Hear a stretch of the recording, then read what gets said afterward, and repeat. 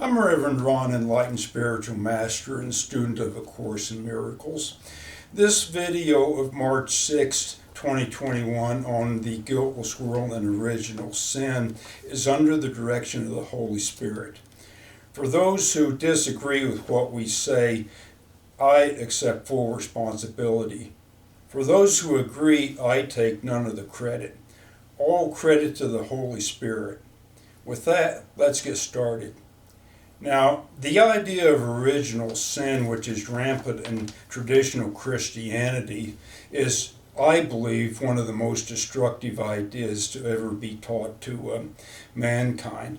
But what I'm going to do today is I'm going to read from chapter 13 of the Course in Miracles. The chapter is called The Guiltless World, and this is the introduction for it.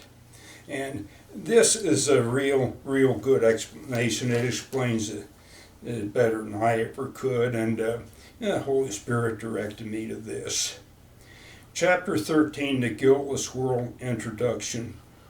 If you did not feel guilty, you could not attack, for condemnation is the root of attack. It is the judgment of one mind by another as unworthy of love and deserving of punishment. But herein lies the split. For the mind that judges perceives itself as separate from the mind being judged, believing that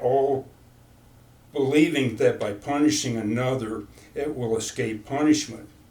All this is but the delusional attempt of the mind to deny itself and escape the penalty of denial.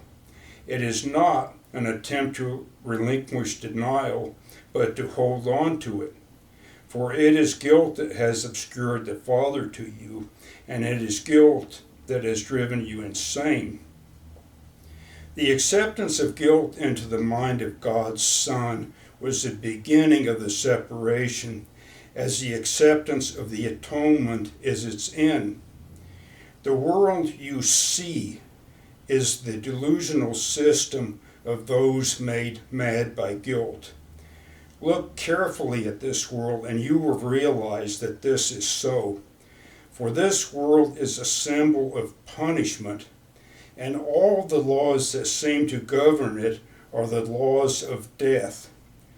Children are born into it through pain and in pain. Their growth is attended by suffering, and they learn of sorrow and separation and death.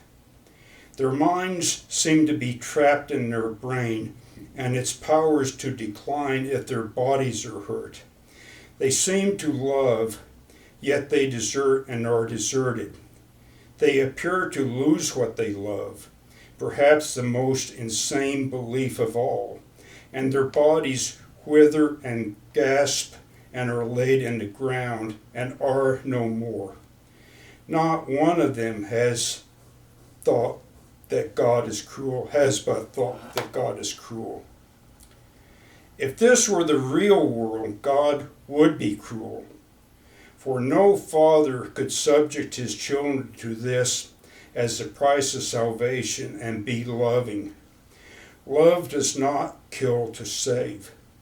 If it did, attack would be salvation, and this is the ego's interpretation, not God. Only the world of guilt could demand this, for only the guilty could conceive of it. Adam's sin could have touched no one had he not believed it was the Father who drove him out of paradise. For in that belief the knowledge of the Father was lost, since only those who do not understand him could believe it.